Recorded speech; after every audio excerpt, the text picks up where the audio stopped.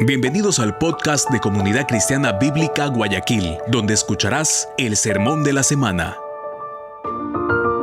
Si quieres conocer más de nuestra iglesia, te invitamos a seguirnos en nuestras redes como Alianza CCBG. Oramos al Señor para que el mensaje de hoy hable directamente a tu corazón y traiga luz a tu vida.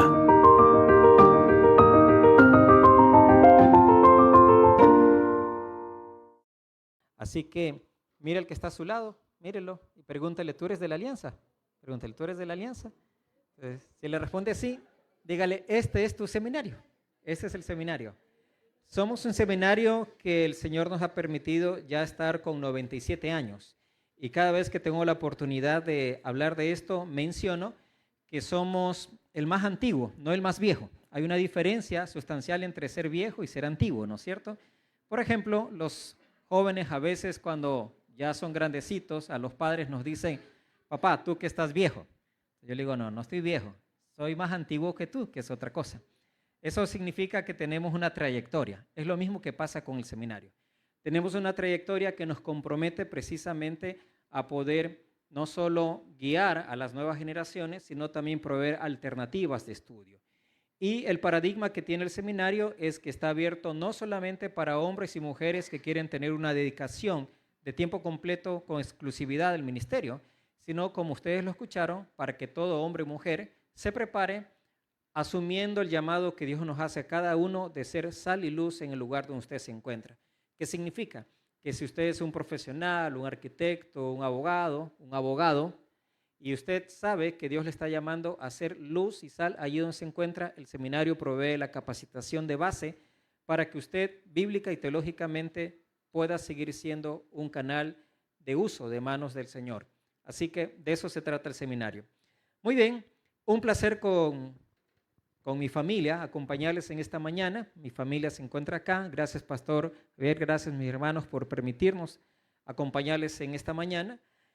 Recordábamos al inicio, cuando saludé a los hermanos, que hace un año atrás les estuve visitando y fue justamente por coincidencia de otro bautismo, ¿no?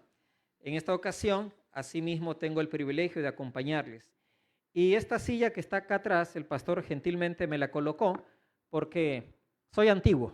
Y como soy antiguo, no me canso, hermanos.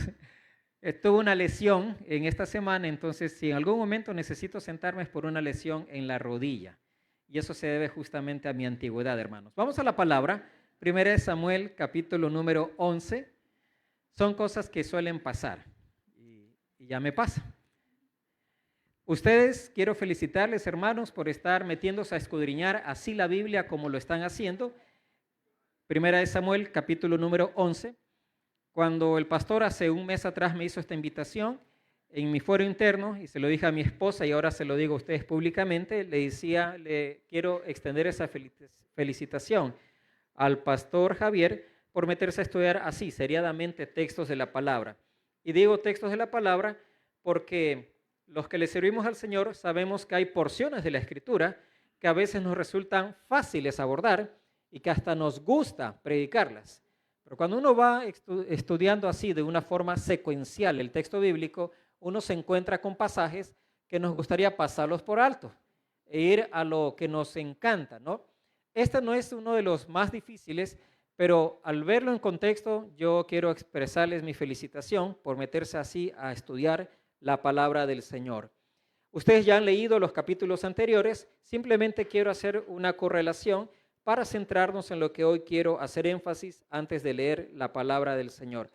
Ustedes saben que en el contexto está sucediendo algo muy particular, simplemente es recordar un poco. El pueblo quiere rey, ¿no es cierto? El pueblo quiere un rey. Se cansaron de esta expresión de la teocracia en la cual Dios directamente se comunicaba con ellos. Y pasaron un periodo de más de 400 años en el cual no había un rey, sino jueces. Y los israelitas, la característica que se menciona justamente en el libro de los jueces es que cada uno hacía como bien le parecía. ¿Sí? Eso dice la Biblia. Eso, si lo llevamos al tiempo actual, significa que cada uno hacía como le daba la gana. Esa es básicamente la idea en esos años.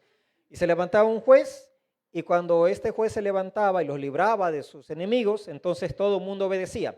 Luego ese hombre se moría y otra vez cada uno hacía como bien le parecía.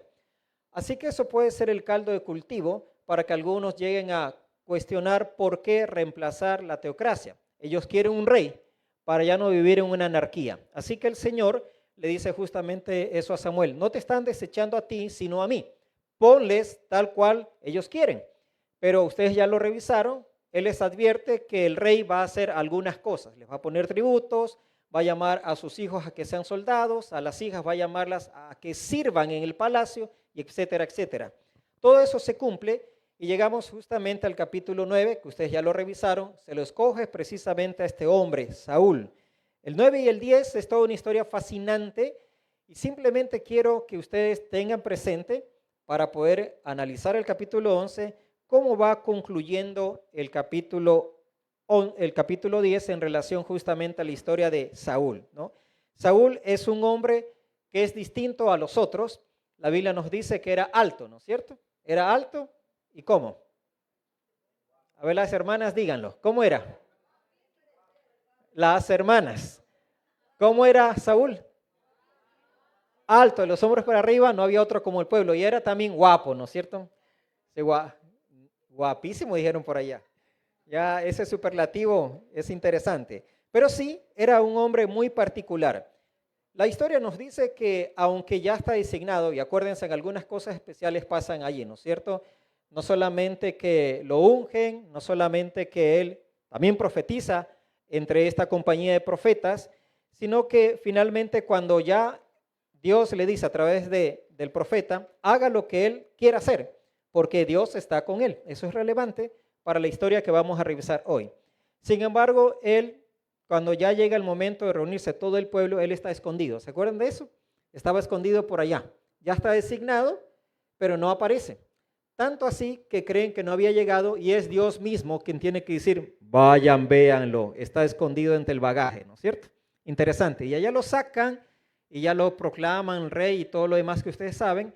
Deben darle presente, pero algunos no querían darle presente porque lo miraban en poco, y el pasaje termina diciendo que Saúl disimuló, ¿no es cierto? Ese es todo el contexto. Ahora sí, con eso metámonos a la lectura del capítulo 11 para ver lo que viene a continuación. Después subió Nahas amonita y acampó contra Jabes de Galaad. Y todos los de Jabes dijeron a Nahas, haz alianza con nosotros y te serviremos. Y Nahas amonita les respondió, con esta condición haré alianza con vosotros, que a cada uno de todos vosotros saque el ojo derecho y ponga esta afrenta sobre todo Israel. Entonces los ancianos de Jabes le dijeron, danos 7 días para que enviemos mensajeros por todo el territorio de Israel, y si no hay nadie que nos defienda, saldremos a ti. Llegando los mensajeros a Gaba de Saúl, dijeron estas palabras en oídos del pueblo, y todo el pueblo alzó su voz y lloró. Y he aquí Saúl que venía del campo tras los bueyes. Y dijo Saúl, ¿qué tiene el pueblo que llora? Y le contaron las palabras de los hombres de Jabes. Al oír Saúl estas palabras, el Espíritu de Dios vino sobre él con poder, y él se encendió en ira en gran manera. Y tomando un par de bueyes, los cortó en trozos y los envió por todo el territorio de Israel por medio de mensajeros, diciendo, así se hará con los bueyes del que no saliere en pos de Saúl y en pos de Samuel. Y cayó temor de Jehová sobre el pueblo, y salieron como un solo hombre. Y los contó en Besec, y dijeron los hijos de Israel, y fueron los hijos de Israel 300,000 y 30,000 los hombres de Judá. Y respondieron a los mensajeros que habían venido, así diréis a los de Jabes de Galaad, mañana al calentar el sol seréis librados. Y vinieron los mensajeros y lo anunciaron a los de Jabes, los cuales se alegraron. Y los de Jabes dijeron a los enemigos, mañana saldremos a vosotros, para que hagáis con nosotros todo lo que bien os pareciere. Aconteció que al día siguiente dispuso Saúl al pueblo en 3 compañías, y entraron en medio del campamento a la vigilia de la mañana, e hirieron a los amonitas hasta que el día calentó, y los que quedaron fueron dispersos, de tal manera que no quedaron 2 de ellos juntos. El pueblo entonces dijo a Samuel: ¿quiénes son los que decían: ¿ha de reinar Saúl sobre nosotros? Dadnos esos hombres y los mataremos. Y Saúl dijo: no morirá hoy ninguno, porque hoy Jehová ha dado salvación en Israel. Mas Samuel dijo al pueblo: venid, vamos a Gilgal para que renovemos allí el reino.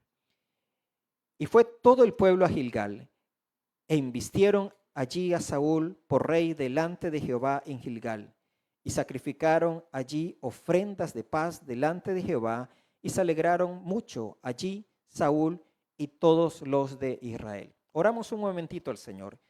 Y Padre, gracias nuevamente por darnos la oportunidad de poder abrir tu palabra, poder analizarla, poder explicarla en esta mañana.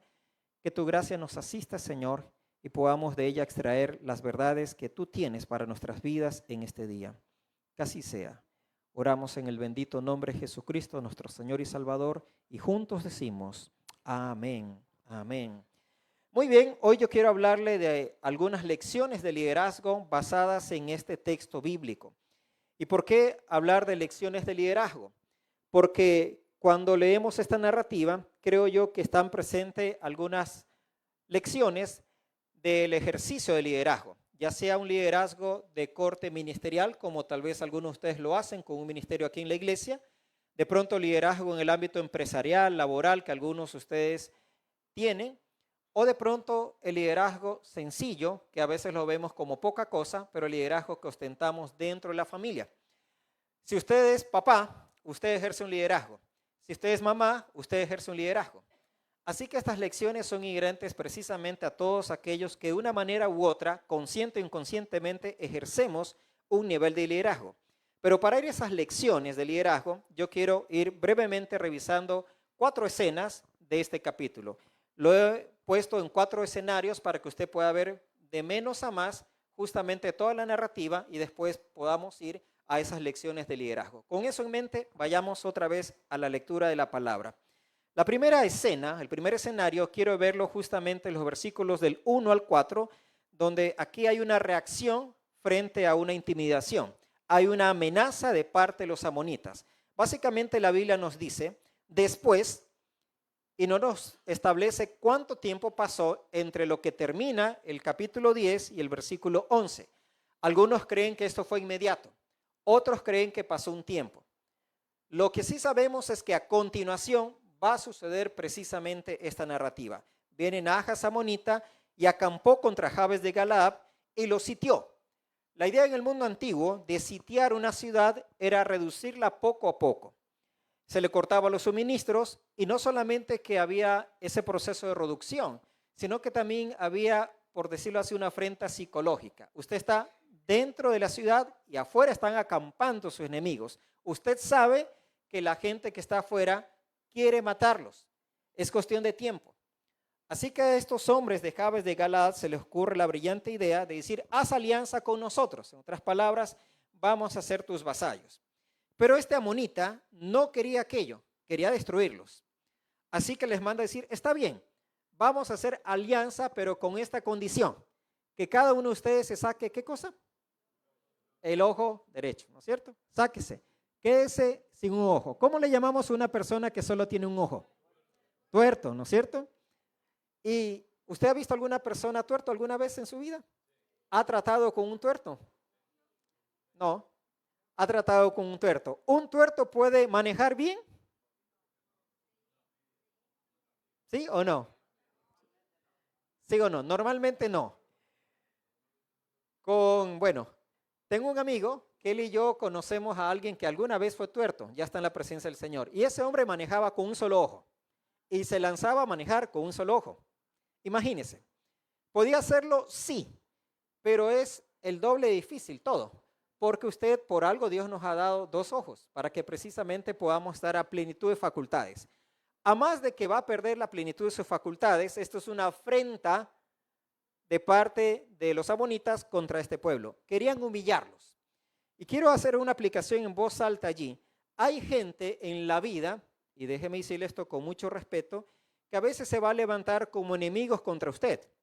Y lo que quieren es no necesariamente destruirlo o matarlo, lo que quieren es avergonzarlo, lo que quieren es humillarlo. Estos amonitas, y usted puede estudiar el trasfondo del pueblo, porque eran enemigos acérrimos contra los israelitas. Así que en el fondo lo que ellos no quieren únicamente es matarlos, quieren avergonzarlos. Si ellos hubieran caído en esto, hasta ahí llegaba la historia. Entonces, el resto nos va a mencionar precisamente que esta ciudad podría ser precisamente la que después aparece en Crónicas, donde aparece esa famosa oración de Jabes, ¿no es cierto? ¿Cuántos de ustedes han leído eso? Ese hombre que ora y dice, Señor, engrandéceme, aumenta mis territorios y etcétera, etcétera, ¿no? Pero en este contexto es interesante porque estos hombres están conscientes de la afrenta que viene hacia ellos y buscan quien les ayude. No podemos olvidarnos de que hace unas décadas atrás no tenían rey, pero hace un tiempito recién han escogido un rey y ya tienen en teoría alguien que pelee por ellos. En otras palabras, alguien que los represente, que los pueda librar de este malestar, de esta opresión que se avecina sobre ellos. Así que por eso la historia es muy especial, porque ellos le dicen, espera un momento, vamos a circular la noticia en todo Israel y si no hay quien nos ayude, entonces ahora sí saldremos a ti y vamos a ser tus sirvientes prácticamente, haremos lo que tú dices. Pero primero vamos a circular la noticia en todo Israel para ver si alguien nos defiende. Si nadie nos defiende, entonces saldremos a ti. Y el versículo 4 va a mencionar que llegando los mensajeros a Gaba de Saúl, dijeron estas palabras en oídos del pueblo y todo el pueblo alzó su voz y lloró. Buscan ayuda, hacen circular la noticia hasta que llega al pueblo donde vivía ¿quién? Saúl. Quiero que esto lo tengan presente para las lecciones que vamos a llegar al finalizar justo todos estos escenarios. Pero no quiero dejar pasar por alto esto que me llama mucho la atención. Generalmente los seres humanos solemos reaccionar de la manera como reaccionaron estas personas. Ellos tenían ya un rey que acababan de elegir, por decirlo así de una manera, que Dios se los designó a través del profeta, pero ya tenían un rey.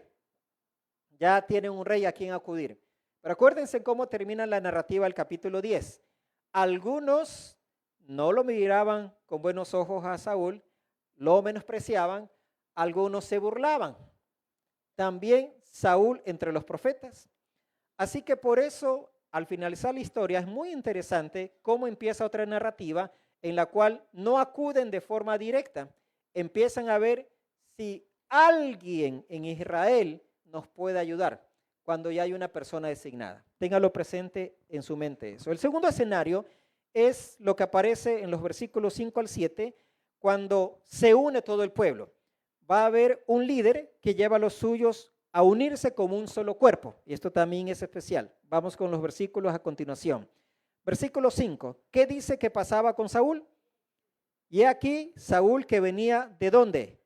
Del campo tras los bueyes, y dijo Saúl, ¿qué tiene el pueblo que llora? Y le contaron las palabras de los hombres de Jabes. Paremos un momento allí.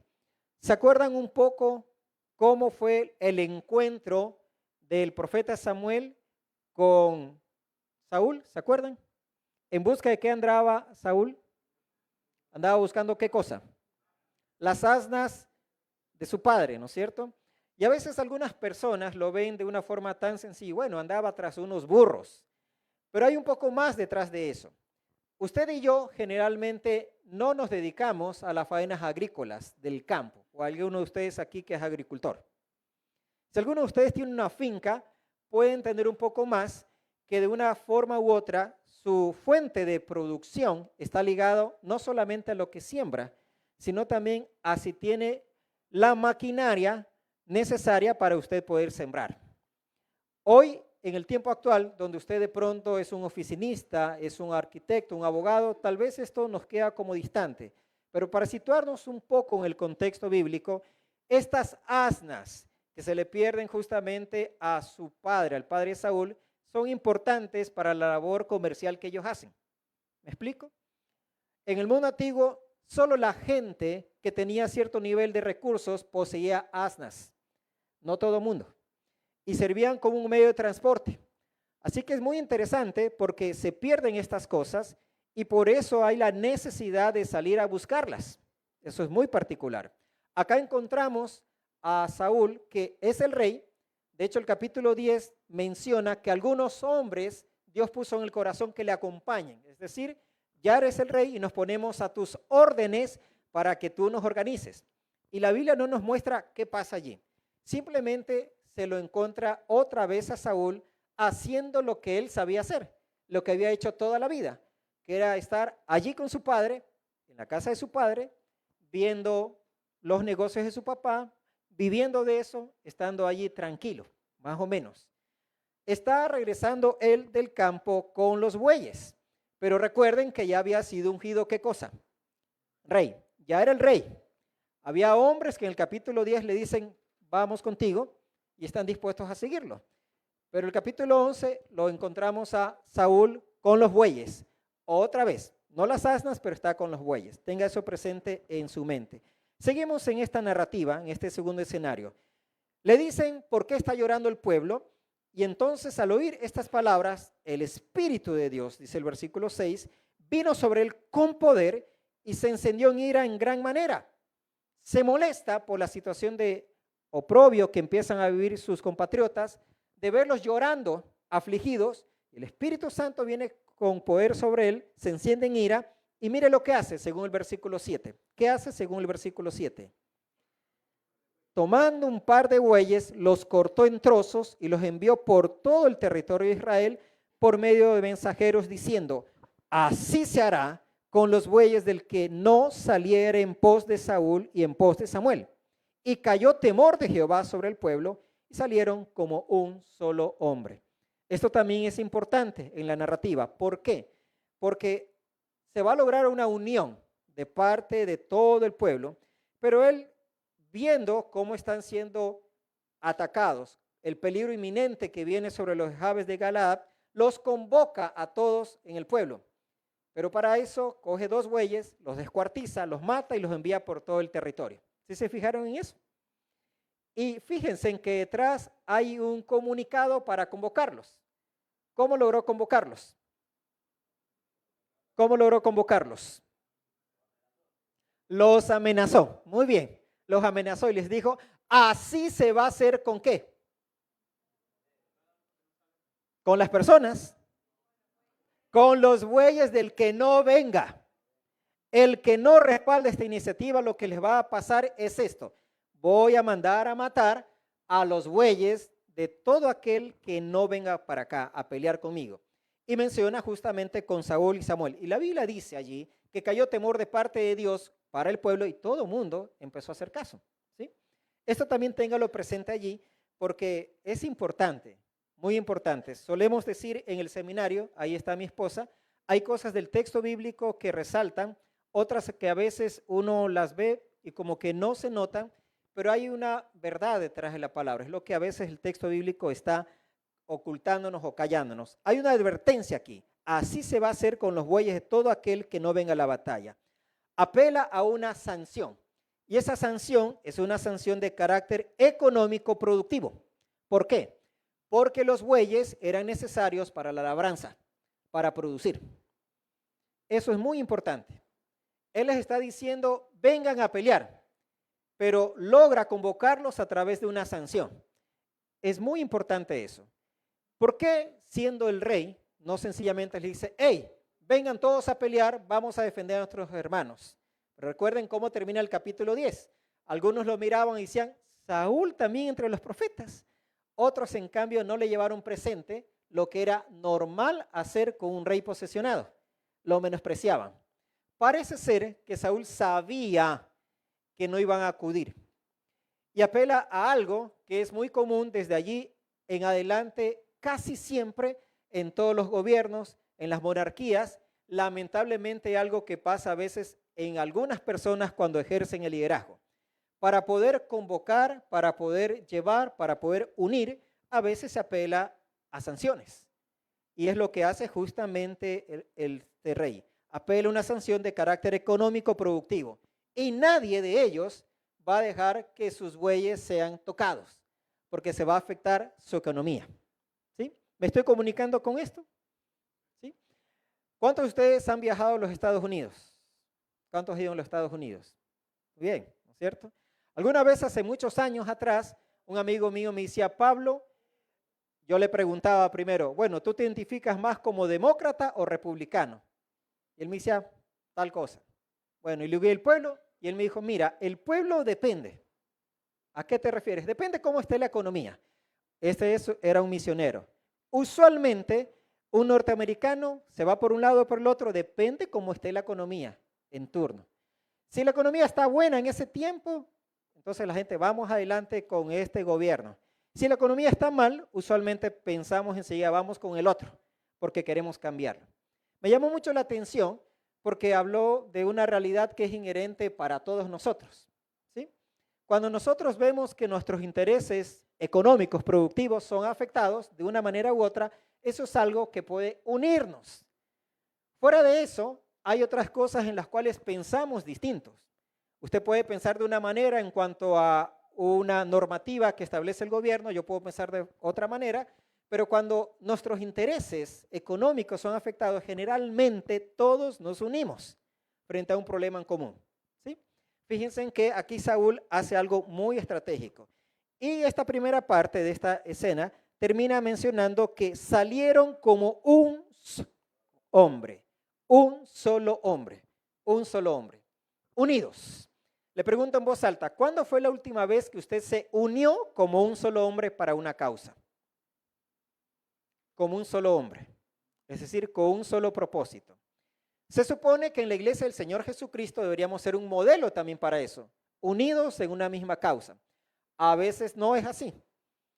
Aún inclusive al ser convocados para una labor, a veces pueden más nuestros criterios personales y usted dice, no, pero yo lo veo de esta manera o yo quiero hacerlo de esta manera. Por eso no es tan sencillo liderar a una congregación. Y cuando ustedes oren por su pastor, oren por eso. Porque no es tan sencillo liderarlos, hermanos. Aunque ustedes pueden parecer muy lindos y mira al que está a su lado y dígale, tú tienes rostro como que es fácil trabajar contigo. Dígaselo. Tú tienes rostro como que es fácil trabajar contigo. ¿No es cierto? Ahora, eso no le vamos a preguntar que el pastor diga de ustedes, ¿no? Pero, hermanos, no es tan sencillo. Porque tenemos criterios y pensamientos distintos. Esa es la realidad. Y usted lo lleva hacia un grupo, un colectivo más grande, siempre es complejo. Aquí todos se unen como un solo hombre porque hay un interés en común. Si somos muy francos, no les interesaba mucho lo que pase allá en Jabes. Jabes está por allá, pero en cambio, si nos van a tocar nuestros bueyes, ok, eso sí es algo distinto. El tercer escenario empieza desde el versículo número 8 y va hasta el 11, y aquí hay una estrategia ya para la batalla que presenta justamente Saúl, y esto es muy especial. Hay una estrategia, que trae la victoria. ¿Cuántos hombres se reúnen en total según el versículo número 8? 300,000 de Israel y 30,000 de Judá. ¿Cuántos en total? 330,000 hombres. Un ejército considerable, suficiente para pelear, más que suficiente. Qué interesante que esta convocatoria tiene éxito, pero aún así, recuerden, ellos vienen de un trasfondo de haber sido gobernados por jueces. Si usted ve toda esa lógica de esos 400 años, ¿por qué eran oprimidos? Eran oprimidos, entre otras cosas, porque aunque no tenían un líder físico, cuando los llamaba ahí el profeta, el juez, se levantaban a pelear. También otra característica es que estos israelitas no eran hombres aguerridos. Una fue la generación, hace mucho tiempo atrás, de esos que entraron a la tierra prometida. Otra es la generación que a lo largo de todo este tiempo fue gestándose. Estos no aparece en el libro de los jueces la idea, y en los primeros capítulos de Samuel, que eran soldados experimentados, hombres aguerridos. Vamos a pelear. No hay tanto eso. Posteriormente ellos van a empezar a organizarse. Eso también es muy relevante. Ahora bien, son 330,000. Y mire lo que manda a decir justamente Saúl. Según el versículo 9, les dice, así diréis a los de Jabes de Galaad, mañana al calentar el sol seréis librados. Y vinieron los mensajeros y le anunciaron los de Jabes, los cuales se alegraron. Ya para mañana al calentar el sol ustedes van a ser libres. Aconteció que al día siguiente, y aquí viene la estrategia, dispuso Saúl al pueblo en 3 compañías. 3 compañías. La lógica da a entender que los dividió, si son 330,000, ¿en cuántos? Posiblemente. Más o menos, pero son 3 compañías. Y esto es parte de la estrategia, porque los amonitas están sitiando la ciudad y él va a venir en 3 compañías a atacarlos. ¿Sí? Ellos están allá y él viene en 3 compañías a atacarlos. Eso significa, ¿qué cosa? Yo estoy acá, yo soy amonita y viene a atacarme allí el pastor con 3 compañías. Significa que me cae ¿por qué lados? Me cae por todos lados. Uno, otro. ¿Me explico? 3 compañías. Divide al pueblo en 3 compañías para atacar. Miren eso, es interesante. Avancemos un poco más. Mire esta estrategia. Los organiza en 3 compañías, ataca en 3 frentes, pero dice la Biblia que lo hicieron ¿hasta qué punto? Leamos. Y entraron en medio del campamento a la vigilia de la mañana. ¿Qué es eso de la vigilia de la mañana? Entraron al campamento, la idea es los atacó a la vigilia de la mañana. ¿Quién lo dijo? Medios dormidos, esa es la verdad. Los encontró medios dormidos, ¿por qué? En el mundo antiguo, las formas de poder referirse a las horas en la noche difería de las horas de la mañana. Por ejemplo, en la mañana, de 6 a 7 se le llamaba la hora primera. 7 a 8, la hora segunda y así sucesivamente. Pero cuando ya llegaba la noche, la cosa cambiaba. Iba justamente de las 6 hasta las 9, la primera vigilia, 9 hasta las 12, luego la tercera de 12 hasta las 3 y la cuarta vigilia de la noche, que algunos la llamaban también la vigilia de la mañana, iba desde las 3 hasta las 6 de la mañana. ¿Me explico? Entonces, ¿qué es lo que está sucediendo acá? La Biblia no dice que a las 6 en punto de la mañana las atacó Saúl. Dijo que a la primera vigilia de la mañana o la cuarta vigilia de la noche. Es decir, que los atacó entre las 3 hasta las 6 de la mañana. Y le pregunto a usted, usualmente usted, ¿qué hace a las 4 de la mañana? Dejando que están las fiestas de Guayaquil, ¿no es cierto? Ahorita sí, puede irse más largo. Pero usualmente, ¿qué hace usted a las 4 de la mañana? Mi hermano, ¿tú qué haces a las 4:30 de la mañana? Hay que preguntarte a la esposa, ¿no es cierto? ¿Qué hace a las 4:30? ¿Qué hace a las 4:30 de la mañana? Vamos a preguntarle a una dama. Mi hermano, ¿usted qué hace a las 4:30 de la mañana? Honestamente. Ya está en pie, ¿no es cierto? De lunes a viernes. Ya está. Ya está conversando. Muy bien. A las 4:30 de la mañana está orando al Señor. Gloria a Dios. ¿Cuántos a las 4:30 están orando al Señor? A veces, ¿no es cierto? ¿Cuántos están orando en la cama al Señor? Hermanos, yo me conozco. Si yo me comprometo y le digo al pastor Javier, me voy a unir a tu combo de oración a las 4:30, si yo voy a cumplir, Eunice sabe que yo tengo que levantarme en mi cama, porque si no, eso de que ahí oro, no, eso es cacho. O sea, que en la camita estoy orando al Señor, Señor, no. O sea, entre sueño y sueño, ahí se pierde todo. ¿Qué estratégico? Los ataca entre las 3 a las 6 de la mañana. ¿Se da cuenta? Entonces imagínese, usted está como amonita allí descansando y lo vienen a atacar en 3 flancos, ¿no es cierto? Entre las 3 a las 6 de la mañana. En algún momento ese instante de esa vigilia los ataca. Y luego dice la Biblia que los atacó ¿hasta qué hora? ¿O hasta cuándo? Hasta que el día calentó. Y aquí sirve el conocer justamente las horas de la mañana, porque el sol calentaba aproximadamente entre las 9 hasta las 12 del día. No estoy diciendo que los atacó hasta las 12, sino hasta que calentó. Es decir, que los atacó desde la madrugada, posiblemente hasta las 9, 10, 11, tal vez hasta las 12 del día. ¿Me explico? Y por eso tiene sentido cuando el texto dice que no quedaron 2 juntos, sino que escaparon y fue gran mortandad, porque los atacó de sorpresa, fue muy estratégico y después no les dio reposo hasta que el sol calentó. Fue una gran victoria, fue muy estratégico este hombre, eso es muy, muy especial. Tercer escenario. Vamos al cuarto escenario, que es precisamente cómo el líder es afirmado. Aquí se afirma el reinado de Saúl. Los versículos 12 al 16. Mire lo que dice la Biblia. El pueblo entonces dijo a Samuel, ¿quiénes son los que decían, ¿ha de reinar Saúl sobre nosotros? Dadnos esos hombres y los mataremos. Cuando ya todo sale bien, esto es muy normal en los seres humanos. Cuando todo sale bien, todos queremos subirnos al carro ganador. Cuando la cosa no está bien, todos queremos sacarnos, que nos identifiquen que somos partidarios de fulano de tal o etcétera, etcétera. ¿Me explico? Pasa siempre, pasa en todo.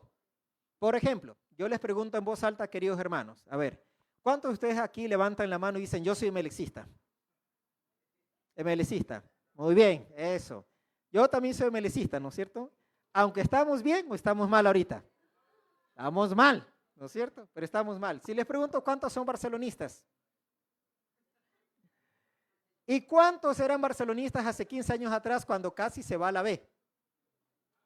Ahí, ¿no es cierto? Manténgase. Yo le decía alguna vez a alguien, hermanos, se nos daña el campeonato de fútbol si se va a la B, el Barcelona. Como sea, tiene que ganar, se nos daña todo. Pero ¿por qué menciono esto? Lo menciono precisamente porque aquí todos van a estar del lado de Saúl. Bueno, ¿dónde están esos hombres que decían que no reine? ¿Dónde están esos que se burlaban de él? Tráiganlos y vamos a matarlos. Ahora sí, vamos a defender al rey. Pero ¿por qué nadie alzó su voz unos días atrás, unas semanas atrás, para decir, miren, él es el ungido de Dios, él es el rey? Aunque lo vemos allí que como que no está en nada, no tiene ni idea de qué hacer, pero es el rey y toca, ¿sí? Nadie lo defendió. Ahora sí, cuando viene la victoria, todo el mundo está contento y vamos a matar a esos hombres perversos que se burlaban del rey. ¿Hay un destello de sabiduría de parte de Saúl? Creo que sí, porque otro en ese momento hubiera dicho, sí, tráiganlos a esos sinvergüenzas, mátenlos aquí, porque no conviene tener cobardes. Pero ¿cuál es la reacción de Saúl? ¿Qué dice Saúl? Versículo 13. No morirá hoy ninguno, porque hoy Jehová ha dado salvación en Israel. Voy a decir que tiene un destello de sabiduría, porque si usted ve a lo largo de todo un estudio biográfico la vida de Saúl, creo que lo que menos tuvo Saúl fue sabiduría. Fue un hombre en verdad bastante insensato, pero aquí tuvo un destello de sabiduría, porque no se vengó, más bien dijo, ok, no muera nadie, dejen que todos sigan con vida, porque es un día de salvación. Samuel, que es un hombre de Dios muy inteligente, miren lo que hace. Él enseguida propone, vamos a afirmar el reino de Saúl. ¿Por qué? Vamos a Gilgal para que renovemos allí el reino. ¿Qué es esa idea de renovar el reino? Aquí la Reina Valera nos traduce como renovar y la palabra como que se nos queda un poco corta. ¿Qué hay que renovar si hace unos pocos días recién lo nombraron rey? Recién lo ungieron. ¿Qué hay que renovar? Algo que se renueva es algo que ya está pasado un tiempo, que necesariamente de pronto se ha olvidado o que ha perdido su vigencia, entonces renovamos. Por ejemplo, hay personas que tienen 10, 15, 20, 30 años de casados y dicen, vamos a hacer una renovación de voto matrimonial, de pacto matrimonial, ¿no es cierto? Mi esposa y yo somos chapados a la antigua. Creemos que yo le dije hace 25 años sí, hasta que la muerte nos separe, y es hasta qué, la muerte nos separe. ¿Sí? Entonces no vamos a renovar nada porque sabemos que fue una sola palabra dicha con amor y hasta que ella se muera, que no quiero que se muera, o hasta que yo me muera, que creo que no quieres que me muera tampoco, ¿no es cierto? Hasta que la muerte se separe. Pero respeto las parejas que dicen, pastor, yo quiero hacer una renovación de votos y a los 10, 15, 20, bueno, está bien, allá cada uno con su tema. Se entiende por qué ha pasado un tiempo. Entonces, ¿por qué una renovación? Bueno, realmente parece ser que no es tanto una renovación como tal, sino lo que está sucediendo es algo muy especial. Algunas versiones están hablando acerca de una investidura y eso cobra mucho sentido. A él lo ungen, pero ahora es investido como rey por parte de todo el pueblo. ¿Por qué? Porque una investidura generalmente era una ceremonia muy especial, formal, en la cual se le confiere autoridad a una persona. ¿Qué sucedía en esa investidura? Generalmente al rey se le daba símbolos de su reinado que iba a ejercer. Se le daba un cetro y también una corona. Posiblemente esto es lo que pasó en Gilgal. Después de la victoria, ahora sí todo el mundo te aceptamos como rey, todos estamos felices. No, olvídate del pasado, ya no pasó nada. felices. Y ahora sí te vamos a dar un cetro para que seas rey y te ponemos una corona. No me pregunte cómo era la corona y el cetro, no tengo ni idea. Pero posiblemente hay una investidura. Y sabe, esto es muy relevante porque a raíz de esto parece ser que de aquí en adelante el reino empieza a organizarse como tal. Antes de esto no, pero empieza a organizarse. Mire, esto nos pasa en el tiempo actual, sí. Por ejemplo, elegimos un presidente y lo elegimos en un momento y es un presidente electo, pero eso no significa que ya nos puede mandar, no. Lo elegimos y en el momento que lo elegimos es como resultado del sufragio. Pero hay un lapso de tiempo en el cual esa persona llega y es investido, en el cual se le coloca la banda y de ahí en adelante él sí ya puede gobernar.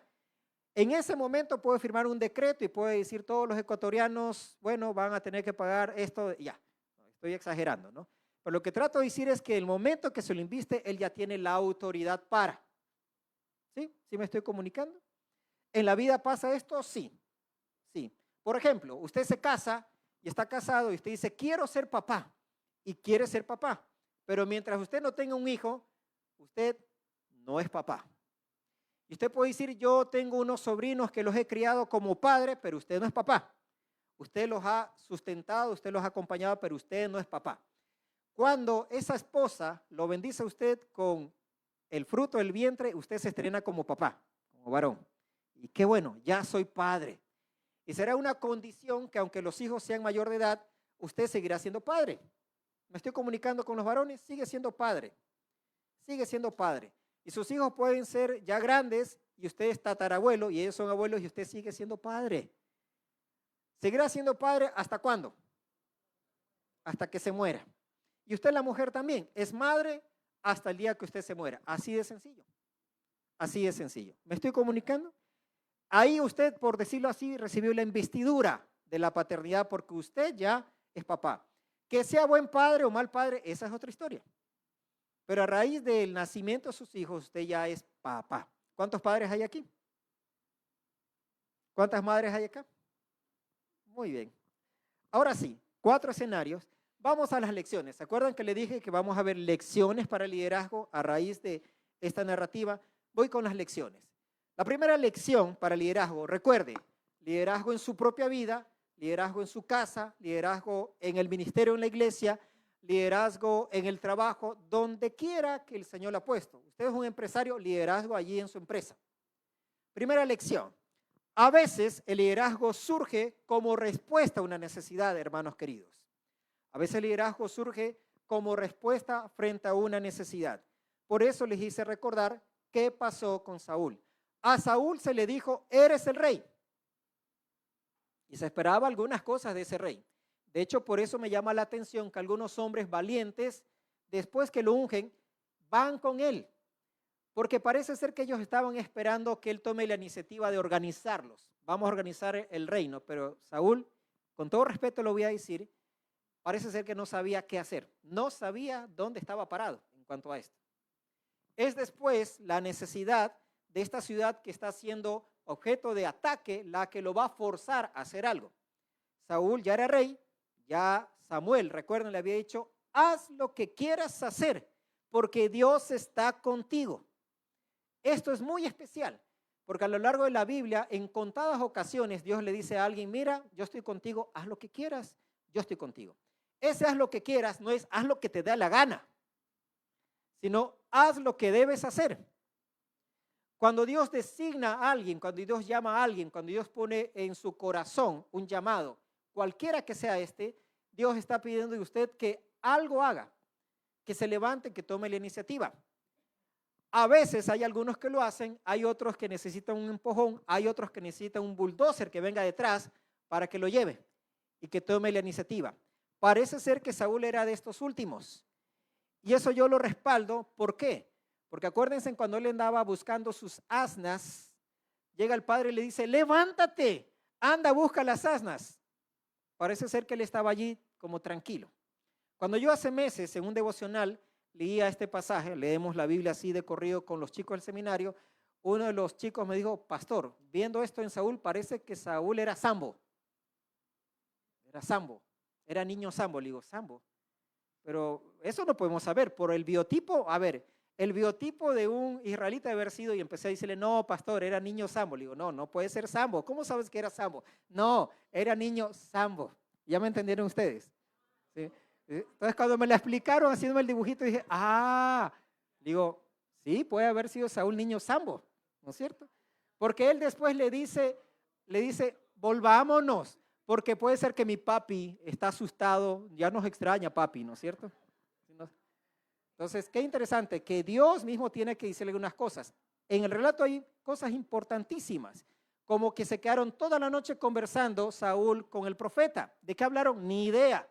Pero aún con todo eso, él necesitaba que alguien le dé el empujón, por eso se escondió. Eso es muy interesante. A veces el liderazgo surge como respuesta a una necesidad. Debemos recordar que habían hombres que estaban ya con él. ¿Cuál es la lección acá? Y se lo voy a decir a todos ustedes y a mí también. Si Dios ya te ha entregado, te ha otorgado una designación de liderazgo, lidera. Lidera. Si Dios ya te ha dado una asignación de liderazgo, lidera. Si eres el esposo, lidera tu casa, pues. Ya Dios te entregó una designación de liderazgo porque dice la Biblia que tú como hombre, ¿qué eres? La cabeza, ¿no es cierto? Y eso debe pesar sobre nosotros como varones. Porque ser cabeza no es aquí se hace lo que yo digo, sino que tú eres modelo, tú eres ejemplo. Es mi convicción de que la mujer que ve a su esposo, que es modelo en todo, lo sigue a la china y la conchinchina de ida y de regreso, hermanos. Porque ve ese hombre coherente con los principios y valores del reino de los cielos y cree, lidera. Pero lo que sucede en nuestro contexto es que generalmente cuando nosotros los varones no lideramos, ¿quién lidera en la casa? Dígalo fuerte, ¿quién? Yo, la mujer, yo. ¿Por qué? ¿Y sabe por qué? Porque se rompe el orden establecido por Dios. Usted debería ser modelo, ejemplo a seguir, pero cuando usted no lo es, la mujer, ¿qué más le toca? Ella meter mano y ver que esto se está yendo al precipicio, entonces con dolor voy a tratar de salvar aunque sea los hijos y con dolor que él se caiga, pero ya, por lo menos no nos arrastró a todos. Lidera, lidera. El pastor te ha confiado un ministerio, ¿no es cierto, hermano? Esto y te da las normativas, o sea, te está dando, ¿cierto? Las limitaciones. Te está delimitando todo, pero no te está diciendo la A a la Z tienes que hacer cada día esto. Lidera. Ya te dijeron, ahí está con los jóvenes, lidera. Está con las mujeres, lidera. Estás con el discipulado, ¿no es cierto? El grupo en casa, ¿no es cierto? Da un estudio, sí, pero lidera. O sea, no les tiene que estarte dando de la A a la Z todo. Entonces, ¿dónde estás liderando? ¿Me explico? Y este es un problema. A veces lideramos en entornos de crisis, cuando la necesidad nos fuerza. Cierro con esto una vez más. He tenido a lo largo de estos ya 28 años de ministerio, hermanos, a veces consejería que los pastores damos a creyentes que están buscando un consejo cuando ven que la familia se ha hecho pedazos. Y claro, podemos ayudar, pero hace 20 años atrás debiste haber tomado correctivos con tus hijos. No lideres ahora por la crisis. No empieces a liderar ahora en el momento de la crisis, porque la crisis es eso, crisis, que te va a llevar a tomar medidas urgentes sobre la crisis. Entonces, quieres poner orden a tus hijos ahora, y todo el mundo dice, pero, ¿qué le pasa a mi papá? ¿Qué le pasa a mi mamá? Nunca ha sido así. Estás queriendo ahora hacer algo que debiste haber hecho hace 20 años atrás. ¿Me estoy explicando? No esperes simplemente a liderar en la crisis. Mira el que está a su lado, míralo por favor, sonríale y dígale, primera lección, primera lección, primera lección. ¿Sí? Segunda lección, y fíjese, esto me llama mucho la atención. La unión de un grupo frente a una causa en común, ¿no es cierto? Esta causa en común siempre va a traer resultados favorables. Cuando el pueblo se une, siempre va a haber cosas buenas, aparentemente. Yo discrepo con eso. No creo que necesariamente el que el pueblo se una siempre va a traer algo bueno, porque la Biblia también está matizada de muchos ejemplos en que el pueblo se unió, pero para algo malo. Ahí está la Torre de Babel. Y se unieron, pero no era bueno. ¿Me explico? De hecho, esa frase que la unión hace la fuerza, sí es verdad. Cuando nos unimos tenemos más fuerza, pero no necesariamente el unirse en sí mismo significa que algo es favorable. Creo que es favorable cuando tú reconoces que la mano de Dios está allí y estás moviéndote en el temor de Dios. Aquí es especial porque todo el pueblo de Israel se une para hacer frente a una crisis. Estaban ahí atacando a los de Jabes, vamos a ir y pelear y liberarlos. Pero la manera en la cual se los convoca, eso para mí es determinante. Fue bajo una amenaza, matar a los bueyes, cortarlos y así cortarles también su medio de producción. Lograr que la gente se una a tu visión, a tu liderazgo, a tu propuesta, bajo una amenaza, mis hermanos y amigos queridos, nunca puede ser vista como que yo he logrado que la gente se una de verdad. ¿Me explico? Y después a lo largo usted va a ver por qué en la vida de Saúl pasan muchas cosas. Él quería básicamente siempre agradar al pueblo y eso lo hizo olvidarse que debía agradar a Dios sobre todas las cosas. Así que él aquí los confronta, los amenaza con cortarle su medio de producción y bajo esa presión llega a ver la unidad, pero una unidad así es inestable. ¿Cuál es la lección? Es una sencilla. Para usted y para mí, busca la unión del grupo que lideras por medios legítimos y no bajo presión. Busca la unión del grupo que lideras por medios legítimos y no bajo presión. Mire, cuando yo pensaba en esto hace días atrás, decía, qué interesante una reflexión para mí mismo como pastor. Y me preguntaba cuántas veces yo he logrado que la gente siga una causa, pero lo he hecho por medios presionando a la gente. ¿Sí? Porque podemos hacer eso. Hay líderes a veces en contornos o entornos eclesiásticos que utilizan mucho la culpa precisamente para que la gente pueda hacer cosas. Y yo al reflexionar en esto decía, qué interesante que usted y yo no seamos líderes que utilicemos la culpa para que la gente haga cosas. Que usted no sea una madre que utiliza la culpa para que sus hijos hagan caso. Que no sea un padre que utiliza la culpa para que la gente se mueva a hacer lo que usted dice. Que no sea una persona que en su trabajo utiliza formas de presión para que la gente haga las cosas. Dice, bueno, pastor, pero es que si no les exijo, no hacen. Bueno, si no cumplen y tiene ciertos indicadores, dígales, si no cumples, chao. ¿No es cierto? Hay formas y usted sabe que hay formas, pero no hagas una unión, aparente unión, bajo formas ilícitas, bajo formas que no son correctas. Y si estoy logrando comunicarme, lo que trato de decirlo muy directamente es que nosotros a veces como cristianos podemos usar formas de manipulación para lograr que la gente vaya a hacer algo que a ti te parece o que tú quieres, pero realmente es lo que Dios quiere. Hace muchos años, yo recuerdo que en esos primeros años de ministerio, había mucho énfasis en una parte del mundo acerca de un pastor que tenía la iglesia más grande en ese tiempo. Hoy por hoy, si usted quiere averiguar, los africanos tienen megas iglesias. No megas iglesias por un megatemplo, sino porque son miles los africanos que se reúnen en contextos muy difíciles, muy dolorosos a veces. Pero se hacía énfasis en que este pastor, entre otras cosas, logró tener esa gran iglesia por la oración, ¿no es cierto? Y está bien, orar, hay que orar todos. Y todos los que escuchábamos esas conferencias y todo lo demás, escuchábamos la forma como Dios lo había respaldado, pero sin querer se gestaba una sensación de culpabilidad. ¿Por qué? Porque básicamente se enfatizaba esto, ¿cuántas horas al día tú oras? ¿No es cierto? Entonces recuerdo que este famoso pastor hacía mucho énfasis, bueno, el que me lleva en el carro ora 4 horas al día. Y nos mirábamos entre los pastores, ¿tú cuántas horas? ¿No es cierto? O sea, no alcanzas a ser ni chofer del de allá, más o menos, ¿no es cierto? Entonces, en el lugar donde estábamos convocados, en otro país, recuerdo que el que estaba a mi lado dijo, no, hermano, yo desde mañana por lo menos 3 horas en oración en la madrugada. Y se levantaba a las 3 de la mañana a orar. Yo lo escuchaba y al día siguiente se empezaba a gestar algo en mí, una incomodidad. Porque yo usualmente sí oro. Mi esposa sabe que oro. Y me gusta orar en las mañanas, pero nunca a las 3 de la mañana, hermanos. Desde las 5 en adelante, sí.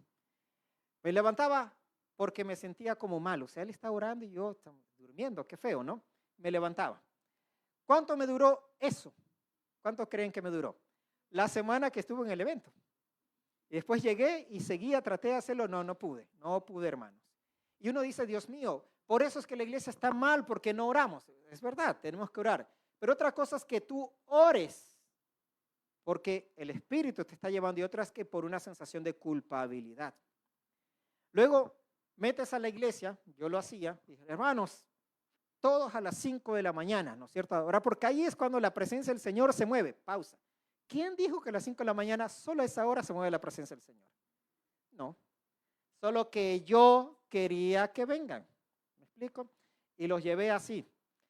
Luego después yo mismo estaba cansado, empecé a trabajar en una entidad, entonces imagínense levantarse para las 5 después de ir a dar clases, o sea, es duro, ¿no es cierto? Se fue muriendo también. Me tomó años entender que yo estaba mal, hermanos. Yo estaba mal.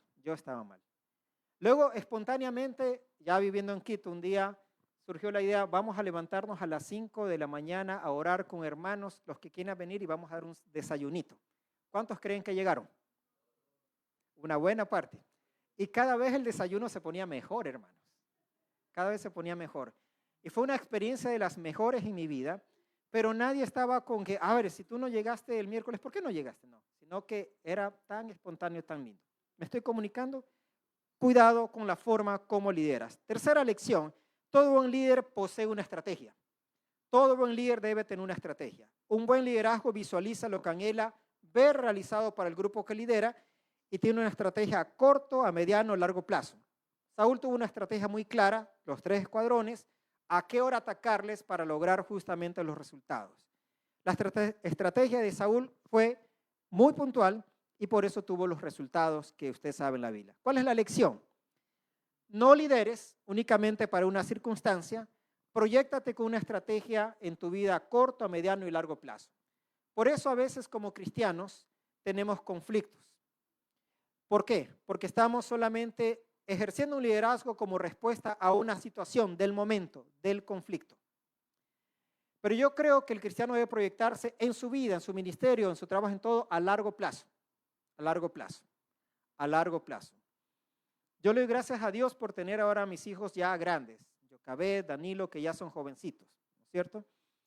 Y tal vez Eunice no se va a acordar mucho de eso, pero cuando eran pequeños orábamos por ellos y orábamos cómo queremos verlo a futuro y no orábamos cómo queremos verlos profesionalmente, porque eso es decisión de cada uno. De hecho, yo pensaba en Danilo, como su suegro era médico y tenía un trajecito de médico, siempre pensamos que iba a ser médico y se hizo abogado, hermanos.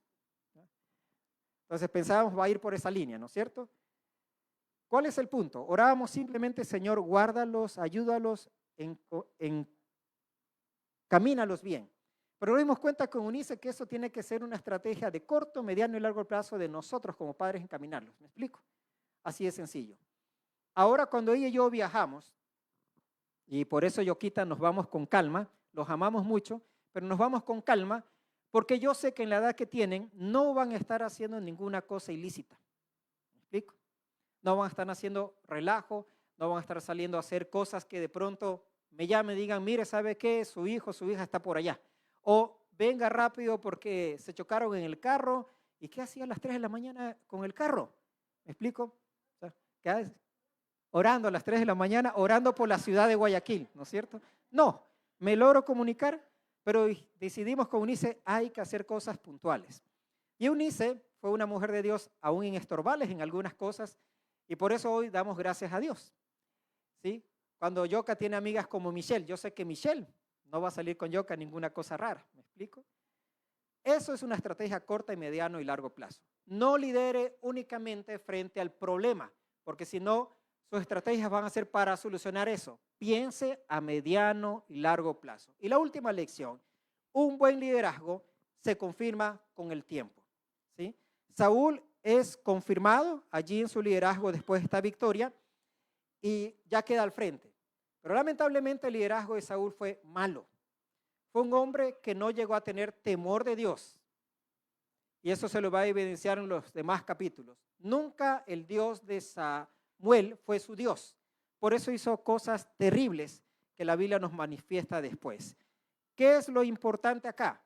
Saúl fue una persona que buscaba agradar al pueblo. Un hombre, una mujer que de verdad quiere liderar bajo el temor de Dios, hermanos, le interesa en primera instancia qué Dios piensa de usted. Después le interesa lo que piensan los demás. ¿Sí? ¿Qué Dios piensa de usted? ¿Y cómo saber qué Dios piensa de usted? Está aquí en la palabra. Si su vida se alinea con los preceptos de la palabra del Señor. Cuando rompemos este orden y usted es una persona que está reaccionando para agradar a la gente, tarde o temprano eso le va a costar su liderazgo, tarde o temprano. Por eso la lección es esta: no anheles agradar a la gente. Mire el que está a su lado, señálelo con este dedo, que hay tres que nos señalan nosotros mismos, y dígale: no anheles agradar a la gente. No anheles agradar a la gente. Anhela siempre agradar a Dios. Anhela agradar a Dios. ¿Por qué? Porque va a haber momentos en los cuales la gente va a querer que usted haga ciertas cosas. Y si esas cosas van en contra de lo que la palabra de Dios ya te ha estipulado, busca agradar a Dios. Me gustaría decirles, hermanos, que siempre al tomar decisiones, usted va a tomar decisiones que son agradables para todo el mundo, pero no es verdad. No es verdad.